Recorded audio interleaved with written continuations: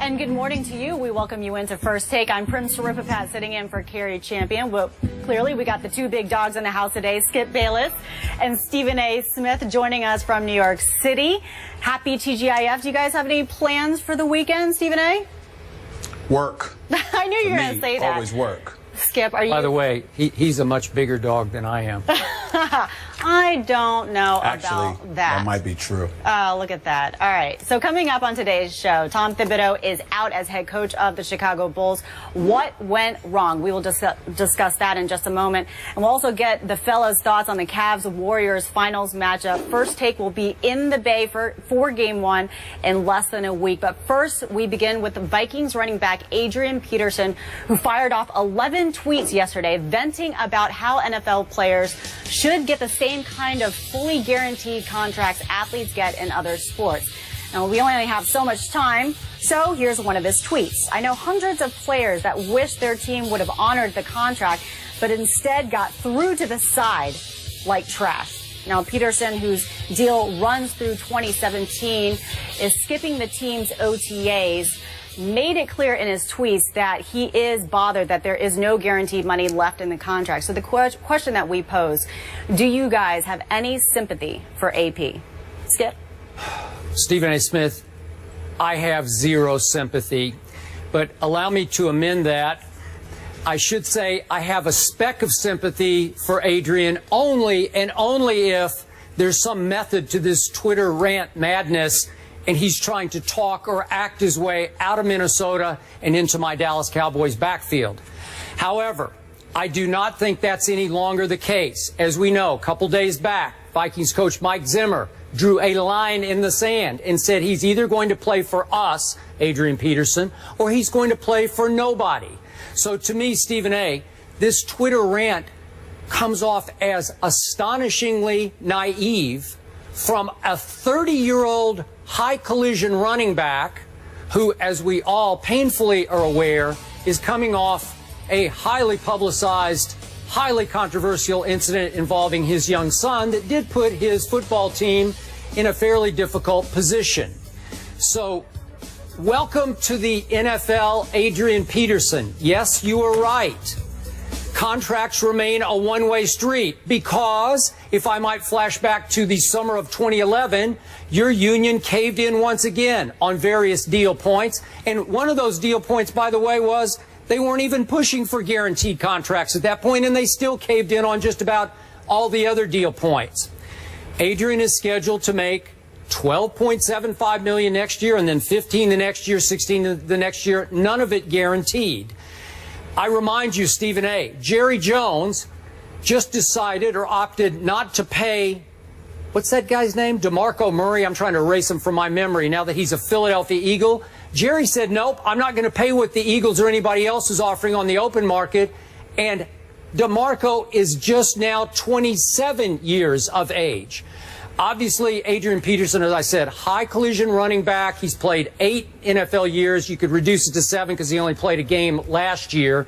But as we well know, once you pass 30, the odds of you giving your team back $12.75 million worth of productivity are marginal at best. Now, this guy's freakish. We know that. I would love to have him for just 1 year in Dallas.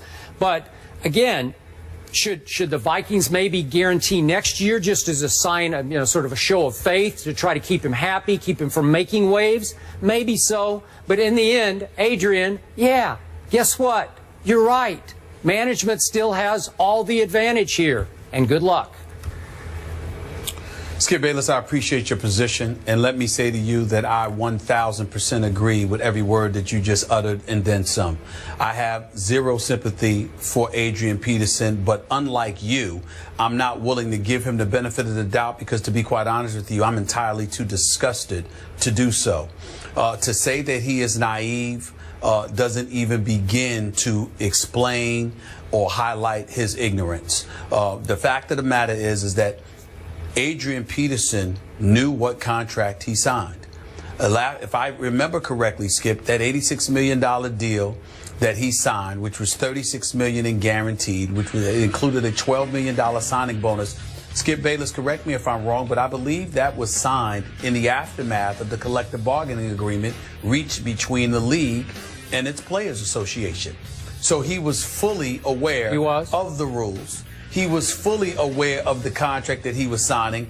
And if I recall correctly, he signed it with a absolute, positively big fat smile on his face.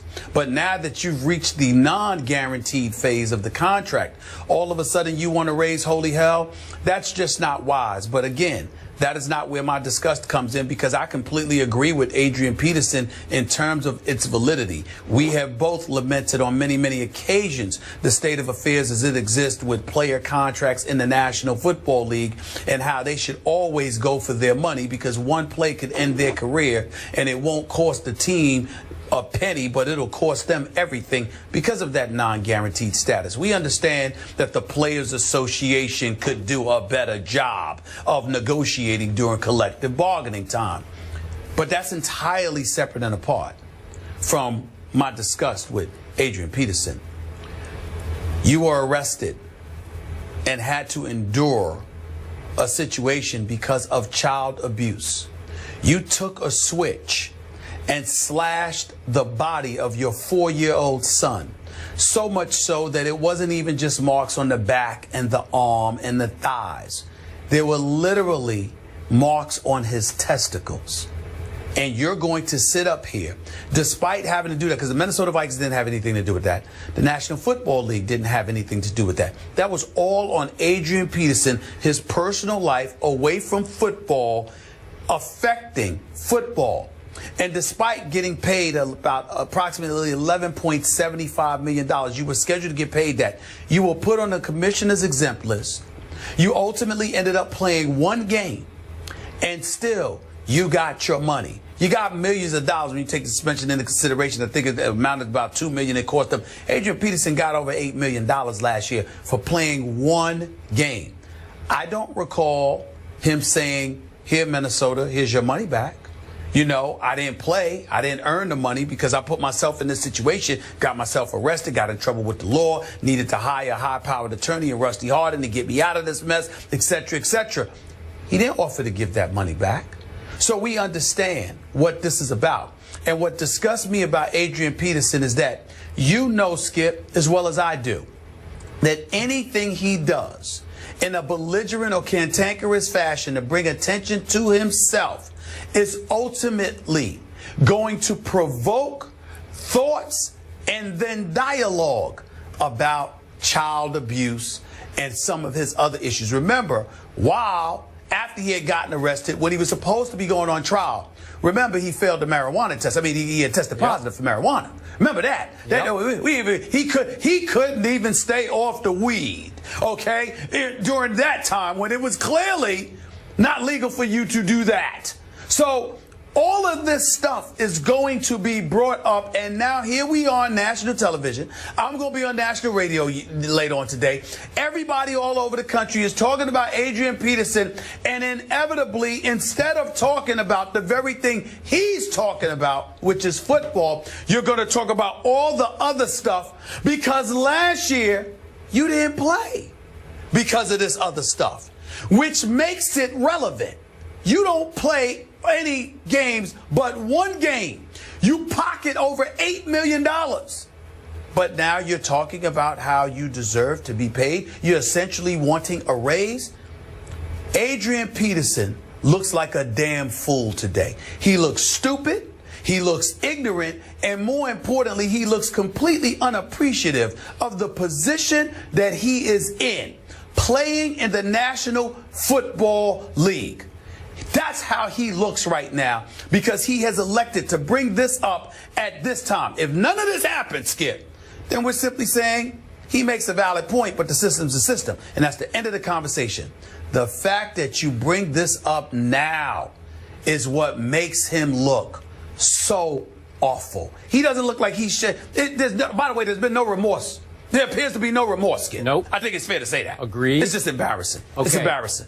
It's embarrassing. I'm also with everything you just said. But in fairness to Adrian, let us bring up the issues that he's brought up, his agent has brought up, that during this controversy, he felt like some members of the Vikings front office sold him out, did not have his back, told him one thing to his face, and then sort of stabbed him in the back behind the scenes with the Vikings. Okay, whatever.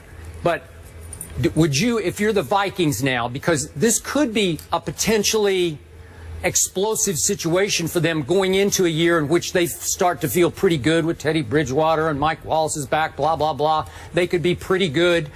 Would you go ahead and guarantee at least part of the contract, which may be what he's angling for here, just to keep him from making comments or making waves down the line? Or the last quick point is, at the smallest injury, would he exaggerate it going forward and just say, I can't play next week? Is that the Adrian Peterson you're going to get now? Well, I would hope not, because then he'll ruin his career.